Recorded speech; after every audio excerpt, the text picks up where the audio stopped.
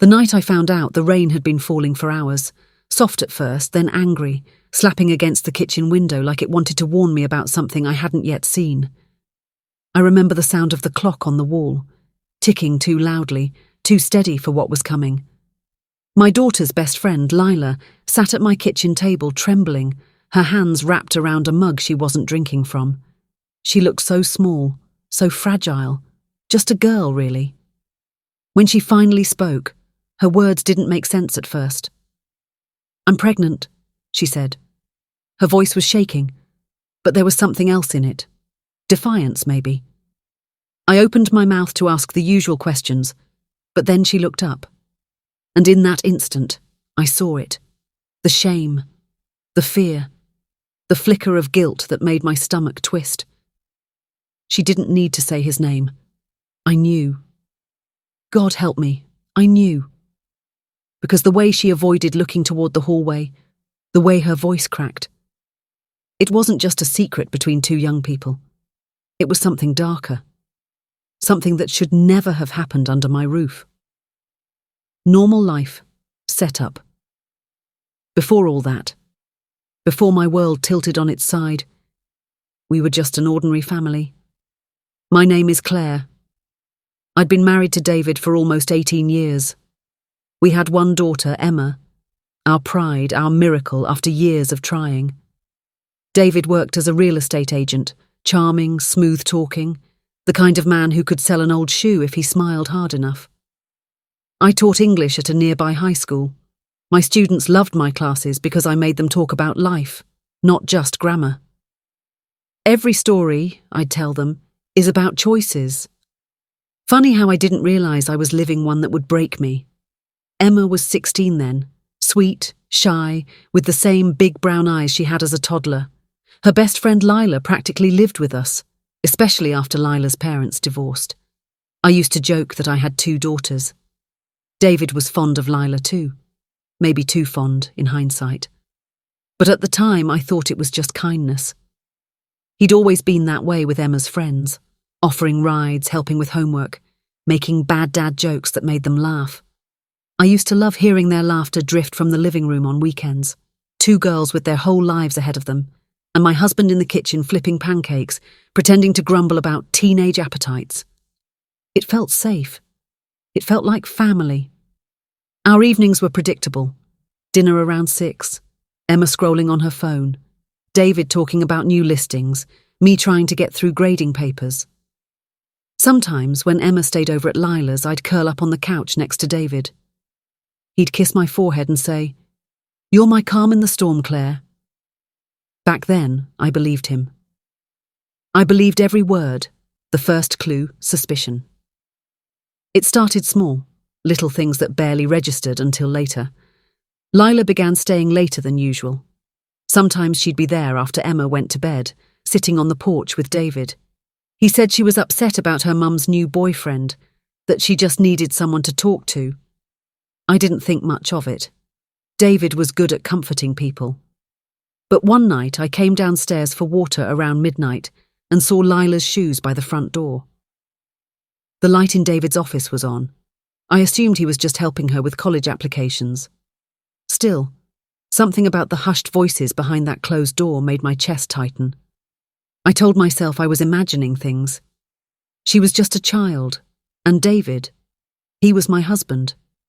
But soon, Lila started avoiding me. She'd flinch when I entered the room. Her laughter disappeared. She wore long sleeves even in July. Then, one Sunday, David cancelled our anniversary dinner last minute. "A client emergency," he said. I believed him. But hours later, when I went to close the curtains, I saw his car parked 2 streets down. Empty. No client. Just silence. I tried calling. No answer. When he came home past midnight, he smelled faintly of lavender. Shampoo. The kind Lila used. My heart told me something was wrong, but my mind wouldn't let me say it. You don't want to believe the man you built your life with could betray not only you, but your child, your family. So, I buried it. I told myself I was paranoid, that David was stressed, that Lila was struggling, that everything had an explanation. Until the night she sat at my table, trembling with that mug in her hand, Lila's confession that night felt like the world splitting in two. At first, I thought she was scared to tell her parents. I even reached out to comfort her. But then she said something that made me freeze. "He said you'd understand." The words hung in the air, thick and heavy. "Who?" I whispered. She stared at the table. "Mr. Callahan." I dropped my glass. It shattered on the floor, the sound like a gunshot. David Callahan, my husband, the man I'd shared my bed, my trust, my entire life with. I wanted to scream, to run, to shake her until the truth changed, but I couldn't move. Instead, I just stood there, feeling my heartbeat in my ears, the taste of blood where I'd bitten my tongue. "Lila," I said slowly, my voice not even my own. How long?" Her lip trembled. "Since last spring." Last spring, the time she'd started skipping sleepovers, the time David began working late, everything connected, like puzzle pieces snapping into place, revealing a picture I wished I'd never seen. And then she said the thing that broke me completely. "He doesn't want the baby, but I can't do this alone. He said maybe you could help, that you're kind, that you'd understand." I remember the clock ticking again, loud and cruel. I remember how her words echoed in my head until I couldn't tell if I was awake or trapped in some nightmare I couldn't escape. My husband had betrayed me. My daughter's best friend was carrying his child, and somehow they expected me to fix it. I didn't cry that night. Not yet. Tears felt too small for the size of that wound. Instead, I just stood there, staring at that girl, barely more than a child herself, while the world I'd built burned quietly inside my chest. The discovery, betrayal, continued. That night stretched endlessly. After Lila left, I sat alone at the kitchen table, my hands still trembling around the empty mug she'd been holding. David came home just before dawn. The door creaked open softly, as if even the hinges knew to be quiet. He smelled like rain and something faintly floral. I didn't say a word when he stepped inside. I just looked at him, really looked. And for the first time in years, I saw a stranger. He froze when he saw my face. "Claire," he started, his voice low, cautious. "You're up early." I didn't answer. I just asked, "How old is she, David?" That stopped him cold. His mouth opened, then shut again. He blinked twice like someone hit pause on his lies. "Don't," I whispered. "Don't you dare pretend you don't know who I mean." The silence that followed was enough. His shoulders sank. His eyes fell to the floor. It's strange, the way your world can collapse without a sound. I expected to feel rage, but what I felt was worse. Hollow. Like someone scooped everything out of me, and all that remained was the shell of a woman who used to trust her husband. He tried to explain, stumbling over words that didn't mean anything. It wasn't supposed to happen. She was lonely. I was lost. "Lost?" I repeated, the words scraping my throat raw. "You were lost? With a child, David? She's my daughter's age." He flinched, but I wasn't done. I stepped closer, my voice shaking now, but steady enough to land every word like a knife. "You brought her into our home. You let her eat at this table, sleep under this roof, and you did this." He covered his face with his hands. "I made a mistake, Claire. I never meant—" "Mistake?" I snapped. "For how long? Months? A year? How many mistakes does it take to destroy a family?" The clock on the wall ticked between us. He didn't answer. He didn't need to. I walked past him, numb, up the stairs. Emma's door was closed. Her soft snoring was the only sound in the house. I stood outside her room for a long time, my heart breaking for the innocence I was about to shatter. I didn't tell Emma right away. She adored Lila, and her father. I needed time to think, to breathe, to not scream every time I looked at either of their faces in my mind. I told David to leave. He packed a bag and went to stay with a friend, though I didn't ask who. For days I walked through the house like a ghost. Every photo, every memory was suddenly poisoned. I couldn't even make coffee without seeing the two of them, Lila laughing, David smiling. It played on loop in my head like some cruel home movie I couldn't turn off. A week later, Lila showed up again, alone. She looked pale, her eyes red from crying. "I didn't know where else to go," she whispered. I should have slammed the door, I should have screamed, but instead I just stared at her. She was shaking, terrified. "Does your mother know?" I asked. She shook her head. "She'll hate me." "And you thought I wouldn't," I said quietly. Tears filled her eyes. "He said you'd help, that you'd understand." I almost laughed, not from humour but disbelief. "Understand what, exactly? That you slept with my husband? That you betrayed my daughter?" Her lips trembled. "I didn't mean for any of it to happen. He said he loved me." Those words hit me harder than anything else, because once, long ago, he said the same to me, and I believed him. I took a deep breath and said, "You need to tell your mother, Layla, and you need to tell Emma before she hears it from someone else." She sobbed, shaking her head. "Please, Claire, I can't do this alone. I don't have anyone else. He said he's not helping. I just thought maybe you could take the baby. You're kind, you're good with Emma. I thought." I felt the ground tilt beneath me. She wasn't just confessing. She was asking me to raise his child. I stepped back. "Get out," I said quietly. She blinked, confused. "Get out." My voice broke then, not from anger, but from the sheer weight of heartbreak. She stumbled out the door, crying, and I locked it behind her. Then I sank to the floor, pressing my forehead to the wood, and finally, after all those sleepless nights, I cried. I cried for my marriage, my daughter, and for that lost girl who'd been caught in something she was too young to understand. It was only a matter of time before the truth spread. Small towns have long memories and short patience for secrets. Emma found out from someone else before I could tell her. She stormed into the kitchen, phone in hand, her face pale. "Mum, is it true? Lila, Dad, please tell me it's not true." The look in her eyes shattered me all over again. I wanted to lie, to protect her, but lies had already done enough damage. "It's true," I whispered.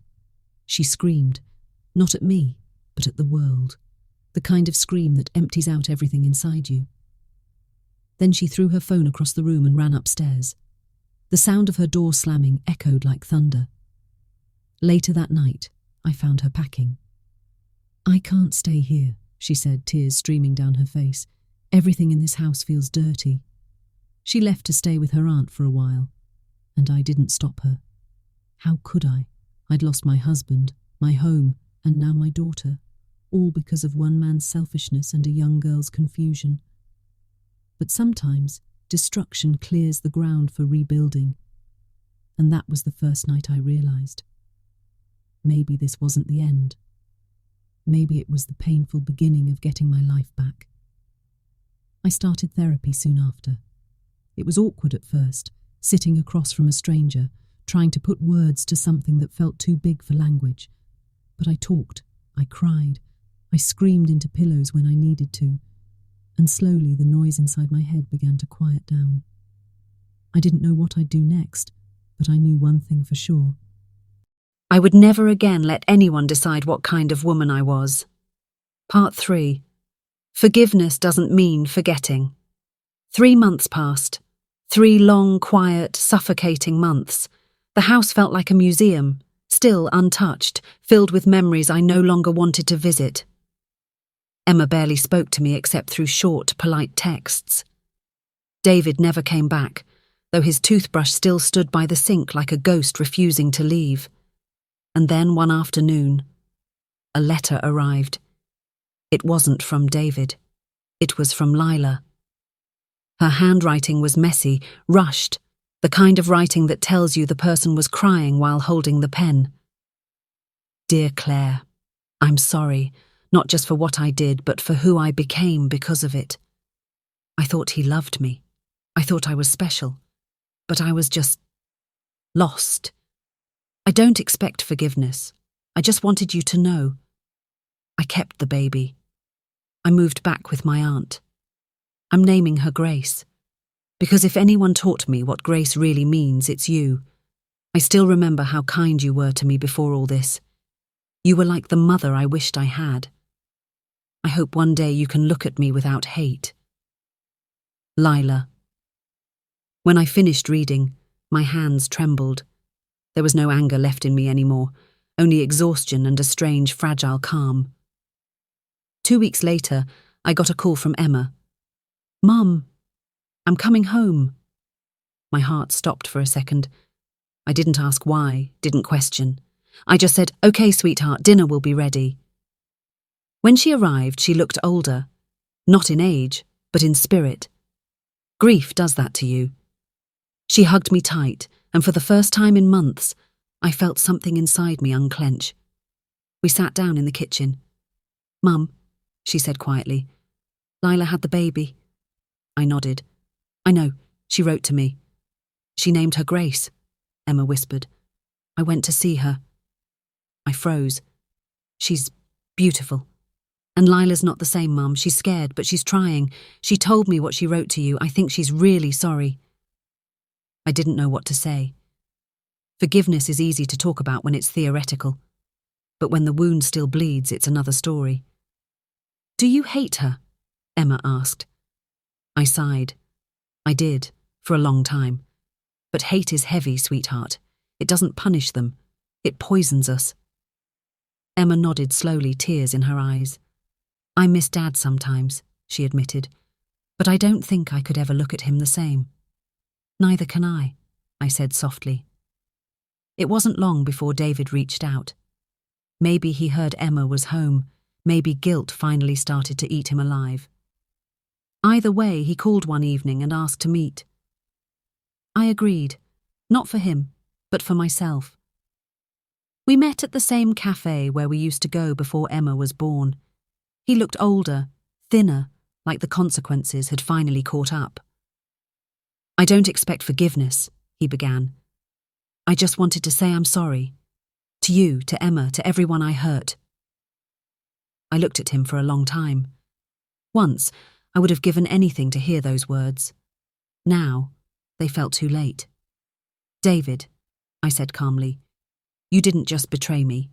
You destroyed your daughter's faith in love, and you broke a young girl who trusted you. I don't think sorry can fix that. He lowered his eyes. I know. But, I continued, surprising even myself, I also know carrying bitterness won't fix it either. So no, I don't forgive you. Not yet. But I don't hate you anymore. I'm done letting this define me. He looked up then, and for the first time in years, I saw him not as my husband, but as a broken man. When I left the cafe, the air felt lighter, like I'd finally exhaled after holding my breath for months. Weeks turned into months again. Life slowly, painfully found its rhythm. Emma started college in another city. She still came home on weekends, sometimes bringing little Grace and Lila with her. The first time I saw that baby, David's child, born from betrayal, I didn't feel hate. She smiled at me, toothless and pure, and something inside me melted. Maybe this is what grace really means. Not forgetting the pain, but choosing not to pass it on. One afternoon while holding Grace, I told Lila quietly, I can't erase what happened, but I believe you've changed. Be a better mother than we were people back then. She nodded, tears in her eyes. I'll try. And I knew she meant it. Looking back now, I realize something I never understood before. Sometimes the worst betrayal isn't the one that breaks you, it's the one that shows you what you're really made of. People think forgiveness means weakness, but it's the opposite. It takes strength to look at the person who destroyed your peace and still choose not to destroy yourself in revenge. I don't love David anymore. I don't trust him. But I also don't let him live rent-free in my soul. As for Lila, she's building a new life. And I'm proud of her, in a strange, quiet way. Emma and I talk every night now. Sometimes we laugh, sometimes we cry, but we talk. And that's healing enough for me. Because in the end, betrayal didn't break us. It just burned away everything that wasn't real. You can't choose what people do to you, but you can choose what kind of person you become because of it.